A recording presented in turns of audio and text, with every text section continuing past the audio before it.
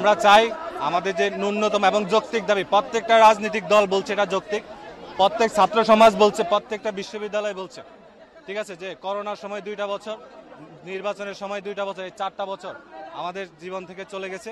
আমরা চাই আমাদের যে যৌক্তিক দাবি আন্তর্জাতিক মানদণ্ড অনুযায়ী 162টা দেশে ন্যূনতম 35 বয়স, তো সেই ক্ষেত্রে এই 35 বাংলাদেশে 35 হবে। আমরা আশা করি একটি লিখিত প্রজ্ঞাপন অথবা লিখিত আদেশ আমরা চাচ্ছি, আমরা সেই লক্ষ্যে এখানে এসেছি।